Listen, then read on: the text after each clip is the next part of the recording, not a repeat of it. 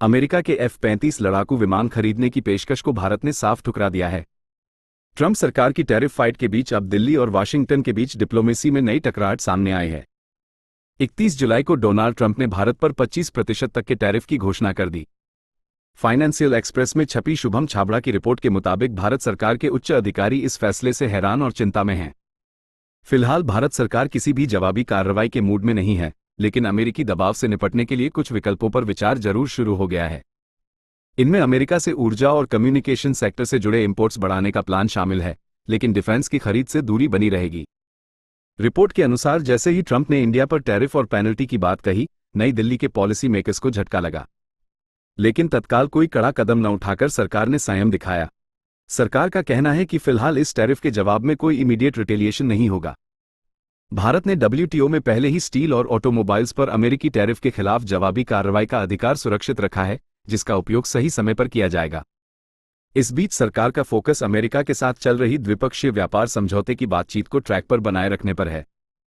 भारत सोच रहा है कि अमेरिकी नेचुरल गैस, कम्युनिकेशन इक्विपमेंट और गोल्ड का इंपोर्ट कैसे बढ़ाया जाए ताकि ट्रेड डेफिसिट कम हो सके। भारत का मानना है कि आने वाले 3-4 सालों में इन उत्पादों के आयात से अमेरिका का हमारे साथ व्यापार घाटा कम होगा, जिससे दोनों देशों के रिश्तों में सुधार हो सकता है। लेकिन इसमें डिफेंस शामिल नहीं है। भारत अभी भी अमेरिका से कोई भी डिफेंस खरीद नहीं करना चाहता, खासकर महंगे F-35 फाइटर जेट्स तो बिल्कुल नहीं। दरअसल F-35 फाइटर जेट की चर्चा तब शुरू हुई जब फरवरी 2025 में प्रधानमंत्री नरेंद्र मोदी अमेरिका गए थे।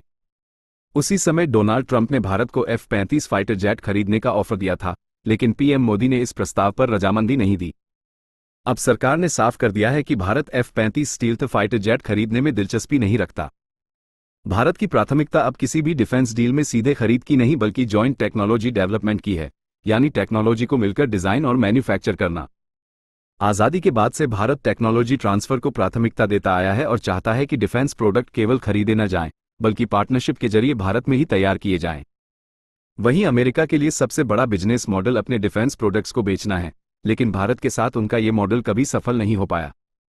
ट्रेड एक्सपर्ट्स का मानना है कि अब भारत के पास अमेरिकी दबाव से बचने के लिए एनर्जी डील्स या इन्वेस्टमेंट के ज्यादा विकल्प नहीं बचे हैं।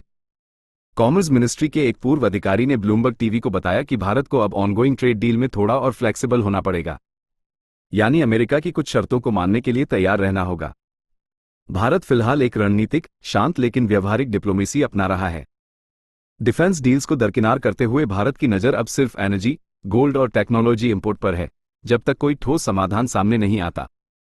वैसे जब हम ये रिपोर्ट आप तक पहुंचा रहे हैं, ठीक एक दिन पहले यानी 31 जुलाई 2025 को यूएस नेवी का एक F-35 फाइटर जेट क्रैश हुआ है। हालांकि कोई हताहत नहीं हुआ।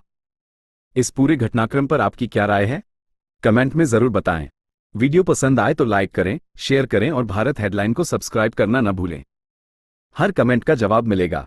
अगर आपको हमारे चैनल की वीडियो पसंद आई हो तो उसे लाइक, शेयर और सब्सक्राइब करना न भूलें। वीडियो को अंत तक देखने के लिए आपका धन्यवाद।